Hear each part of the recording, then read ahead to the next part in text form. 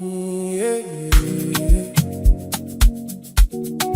Depend vibe. Oh, yeah, make we enter.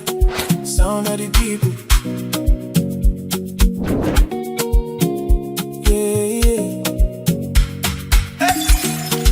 I dey chase dreams for the late night road. Carry my pain, but I still unload. Life get pressure, life get load. Still I dance when the rhythm unfold. Voices speaking from my... Hi guys, who's good? You welcome to Deepend Vibes Podcast. My name is Boi Cruz, Mr. International, the hardest ball on TV. And on today's topic, we're going to be talking about the insecurity in Nigeria. Is the main topic. And I guess for today, it's not other person, but... Okay, my name is Socrate. All right, Socrate, you're welcome. You're looking so yummy. Thank you very much. All right, so straight up, let me ask you this question. What do you think is the cause of insecurity in Nigeria? Okay, quick one. I think I have two basic causes for insecurity from my own part of view. Okay. One is corruption, and the second one is illiteracy. Yeah. So let me come from the angle of corruption. All right. Now you see what is going on currently is being geared towards corrupt leaders. Now a lot of them wants to have their own personal, their own personal selfish gain. So they tend to push this corruption down to these persons. That's where illiteracy comes in. Now, if you check the people that they are using for this insecurity, it's coming from the up north. Now, those persons are undereducated. Now, why is it happening? Because it's easier for you to convince an illiterate than to convince an educated person. So that's why I said the two basic reasons for the cause of insecurity is corruption and illiteracy rather. Okay. Now let me ask you this. Do you think our government, they are doing enough to tackle insecurity in this country? For me, I don't think so. They don't, because you check what's happening, right? Let's take for instance the current case at Oyo State. Now we have over 40 children that has been kidnapped. Yeah, of course, some teachers, right? We ever had that one of the teachers were beheaded. Now issues like that, you could see that for 2 weeks, more than 2 weeks now, you could see that the government has not made any proactive measures. There is nothing. These children are still in the bushes. We don't even know what's happening to them, if they are still alive, if those children are sick, if they have a lot of ailments, and we don't even know. Even the government is not even telling us anything. So for me, I can't say the government is doing enough, because we don't even have ideas on what the measure those guys are even taking. Because for the president, I don't think he has even made any no comment on that particular issue. Even the chief of staff and all the security personnel, they don't make any effort to rescue these children. And it's so disheartening and sad seeing that juveniles are being maltreated by these nefarious criminals. You understand? So is that bad? The governments are not doing enough. They've not even, for me, I don't think they've even done anything. Completely nothing. They've not done nothing. That's it. Okay, now, I like the angle you're coming from. I like the angle because me, myself, I felt like it's so barbaric, My brother, it's disheartening. So let me ask you. Okay, quick one. The insecurity, from my own point of view, it has affected greatly the economic value of this country. Now you ask me, if you check our hospitality business, our nightlife business, they've all gone down the drain. Why? Because this business thrive at night. And me, because of the insecurity in the country, I don't want to go out. Now, if I'm a club person, I need to patronize. The club opens at night, right? Now, because of this security, I cannot come outside at night. So thereby, these persons that are having their business at night, they're already running at a loss. Now, talking about the hotels and those people, even people that sells food at night, you can see that there's no business for them anymore because of the insecurity. So whether you like it or not, this insecurity has affected the economy directly or indirectly. Because you could see even some business places close on time. Even during the daytime, they close on time because of the fear of insecurity. So whether you like it or not, my brother, this thing has greatly affected the economic situation of this country. All right. So let me ask you now. Let's bring it back to Edo State. Do you think Edo State government is doing enough to tackle insecurity in this state? Do you really think that? Because a lot is happening, my brother. Yes. A lot is happening. By the grace of God, I'm from Edo North, right? So I think I have some ideas of what's going on as regards insecurity there. For me, I don't think that the Edo state government is doing enough to tackle this insecurity in Edo North, because these are the prevailing areas that is affecting. I don't think they are doing enough. Why? Because if you ask me, my brother, you don't see gadgets. We have drones to bring these guys from those bushes. You understand? Because if you check these areas where these kidnappers are holding their victim in captives, right? There are these, interiors, these villages. Now, the only way to track these guys is through these technologies. Drones, you understand? Why can't our government deploy these drones? Why can't we acquire these things? No, it's so painful. Sometimes when I think about these things, it's sickening. Sometimes I ask myself, am I sure if I'm not running mad? Or maybe I'm overthinking? Because this thing is so easy. Why can't our government acquire this gadget to look for these guys? Do you understand? Because that's the only easiest way. Because if you have drones that go on sky and map out these areas where these guys are keeping these children, it will be easier for the security personnel to map their strategy on how to apprehend these guys. But as it is now, it's like we cannot just go into the bushes and start, looking for those people. Because it's not possible, because you are going on a blind search. You don't know where they are. You don't know if it's an ambush or something. So for me, I feel that the government needs to even do more. Acquire these gadgets that can be easily tracked by all those bandits and those kidnappers. So I think those state government need to do more. I know our government is trying, but then it needs to do more and even more. Thank you. Okay, fine. Thank you very much. I like what you just said. Now, what practical steps can Nigerian government take to tackle insecurity? What's the practical steps? Okay, just like I said, right? We still have to bring back this issue of surveillance, right? Yes. Surveillance, and also, there's what called joint task force. Now, if you check, if it's during this IPOB and whatever, you see that the government institutes this joint task force, JTF, right? But this time that we need that particular operation, you understand, we're not seeing it. At least we need a joint alliance with the military, the police, even the vigilantes, because they know this news and training of these villages. So we need them. You understand? So if you're asking me, the government should institute all these bodies together so that they can function, they can work hand in hand, so that they'll be able to tackle this thing, because you cannot leave the job for the military alone. No, even not even the police. Now, the locals still need to do their job because they know these areas. Because you cannot bring a policeman from that reside in Benin to come and tackle bandits that stays in Edo North, because he doesn't know those creeks. Do you understand? But you need locals within that villages that will show you, okay, this is where you will pass, this is where you will pass. I don't know if you understand. So whether you like it or not, we need a joint effort to be able to tackle this insecurity. Okay, let me ask you now. Does social media contribute to insecurity or fight it in the country? Okay, I will say yes and no. Now, if I said yes, now if you check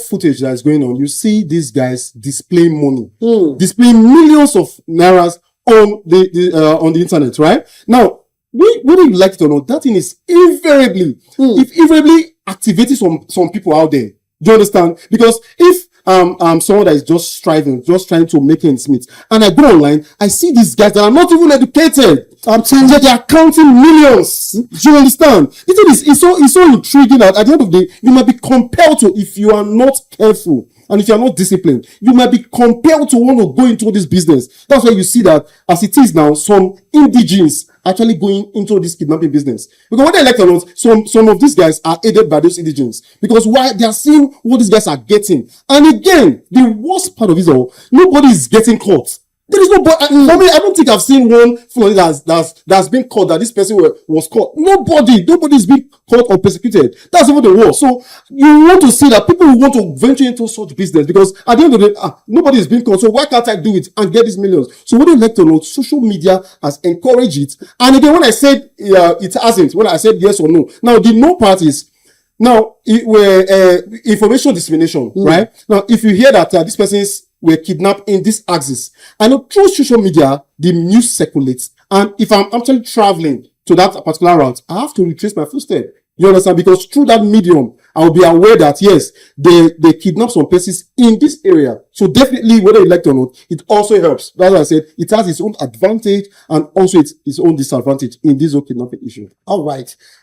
The military force in Nigeria alone, can it solve the insecurity in the country? Never. I've said it countless times. Yeah, because a lot of people should say this. They say, the military should go, the military should go forward. I felt like we can't leave it for the military. No, because a whole lot is going on. If I'm to come in, right? We should expand the policing. There's no way that only the military, because the way it is that it has gotten out of hand. If the military can do that, I'm telling you, if only the military can do that, by now we would have been getting positive results. We're not getting results because if the military cannot do it, the police, of course, they cannot do it alone. You understand? That's what we have. We need that. We even need Air Force. We even need the Navy. Because we need all of those people. See, the way we are now, Nigeria is we are at the verge of breaking. Whether you like it or not, these guys are taking over. Let's not deceive ourselves. The media is not telling us the truth. These guys are taking over. They've taken over. They are everywhere, and they are saying it boldly. They are making live broadcast telling you guys that they are coming for you, and nobody is being tracked down, nobody is being caught, nobody is being itemized that okay, this is the sponsor. That's to tell you how bad it is, right? So the military cannot leave the job for the military alone. Like I said, you still need the vigilantes. Yes. And you need you and I. That is the truth, because when you see something, you say something. Do you understand? So whether you like it or not, it's not a job for one particular agency. No. We need even the DSS, we need their intelligence. This is when we need these guys. It's when you talk about Nigeria issue, it's so painful. Like these guys have disappointed us to the extent that the point where you need them, you don't get to see them. What do we have DSS for? What do we have SSS for? You understand? Because this is where we need their intelligence. You understand? Well, you see them running after young boys and because when a common man speak out, you see the DSS will say, they want to get him arrested. Get him arrested. Just like just the crack, right? Very dark man spoke about it. Of course, you can see. What's the spokesman to the governor, to the president? I don't know his name. He said that they should go for very dark man and all that. I said, what's all this? That is the propaganda these guys lost. Have we lost it? Have we lost it? That is what they want, because that's why I said they're not going for the right thing, right? They're not going for the right. Now, if you know that this thing is ravaging the society, right? These are the intelligent people you bring in, because they are the one that they are the powerhouse. Let's assume so. The intelligence agency, you bring them in, come and showcase your skills. But what do we have today? We don't get to see them. They only show themselves on opposition. Is that oppositions or maybe poor Nigerians that are trying to speak out for other persons? That's where you see those people, you see them start flexing muscles. But when you need them the most, see, Nigerian, we are far back. Mr. Socrate, there's something I get to find out recently. Now, when you see these guys, these bandits, when they make videos, holding cash, speaking their language and all that, can't the DSS, or I don't know, can't they track these guys? But the location is there. Most of this iPhone, Android phone, at least, I think they should be able to track these guys. My brother, it's an ISO. Now, the same thing you are talking about. If I think it, I've thought about this several times. If I'm in my bedroom, I think about these things. Like, is these things that difficult? Can they track? But I've seen that it's not that they cannot. Like 1,001 reasons, these guys know where they are. Trust me, they know. They have all the coordinates. They know where these guys are. Now, the question is, why can't you go for them? Now, that's the question, right? Okay. Why can't they go for them? Because they are cabals. See, this kidnapping is a serious business. It's a multi-millionaire business, my brother. Whether you like it or not, people are benefiting from it politically. You understand? Because if you check, how did this start? Right? These guys started from small villages and all. Before they were out of control. So they started going for people, kidnapping them, looking for more ransom. So whether you like it or not, there are people behind these guys that are calling the shots. You understand? So that is why it's that bad. Like, you cannot, you do a surveillance that where these guys are. They know them. I'm 100% sure that they know where these guys are. But they cannot go for it. And it beats your imagination. Like, what is going on in this country? Like, what? These guys are here. Can't you go for them? They think it's even painful. That is why you as a Nigerian, you have to be scared. You have to be more scared. You understand? You have to be more scared. Because if these guys cannot go for this guy, then who are we, right? So it's that bad and painful, my brother. It's so painful. So, Mr. Socrate, now we've talked about this, and I want to ask you this question now. So, what do you think is the solution? What do you think is the solution? Are we getting it like? I know we've got it wrong over the years. So, what do you think is the solution right now? What can we do? Because right now we cannot be watching this atrocity. This happenings, like, it's really mind blowing. So, what do we do? What's the solution? Okay, let me break it down to my state, Edo State now, right? By the grace of God, the Commissioner of Police, the person of CP Monday Agbonika, Okay. he has constituted the panel called Community Safety Partnership. Okay. Yes. Now, what do they do? Now, that Community Safety Partnership, it comprises of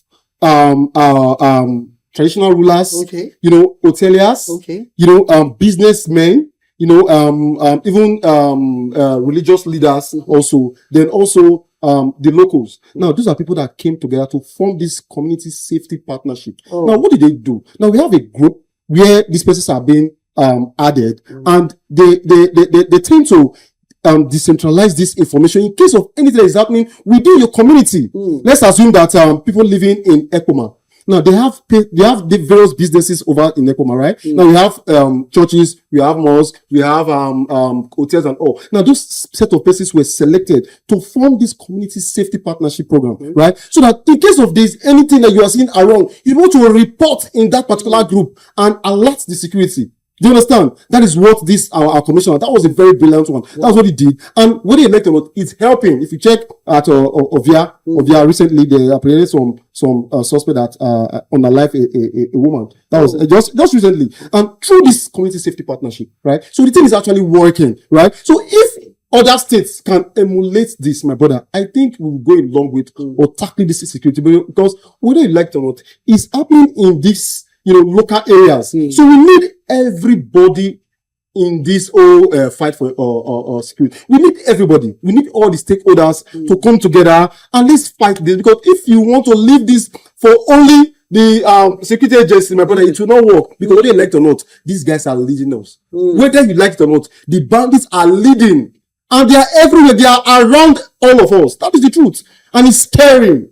It's scary. I have a family, so there's no way I can't even elope with my family. Sure, you understand? Because let me be real, man. If you see, one of my friends recently called me. He was getting married. Don't worry. He said, "Cruz, I need you to come up."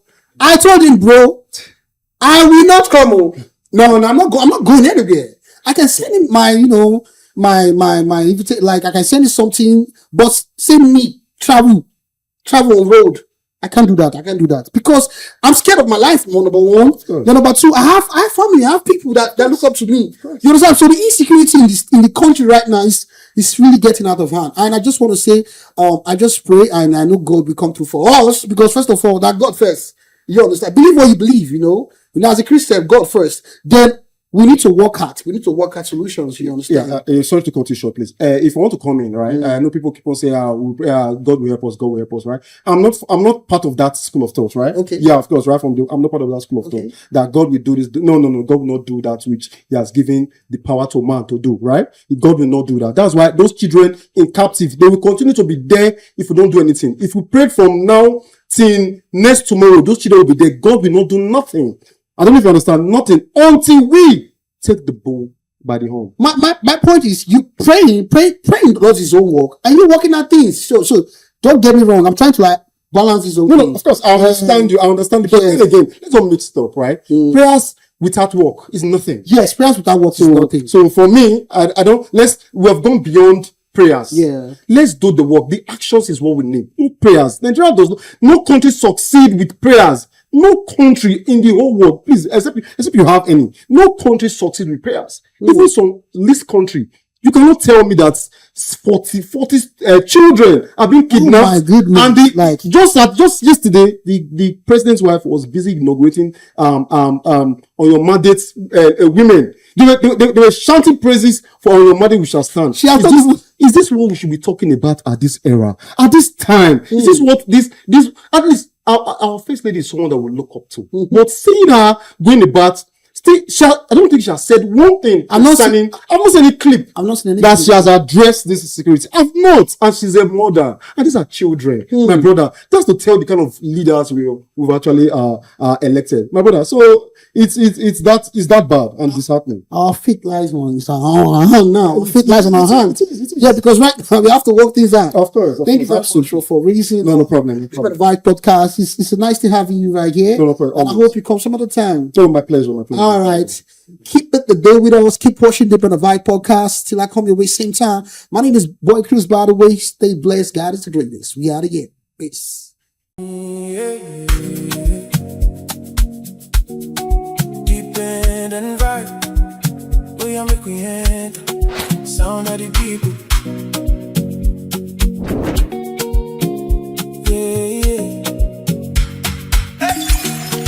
I dey chase dreams for the late night road. Carry my pain, but I still unload. Life get pressure, life get load.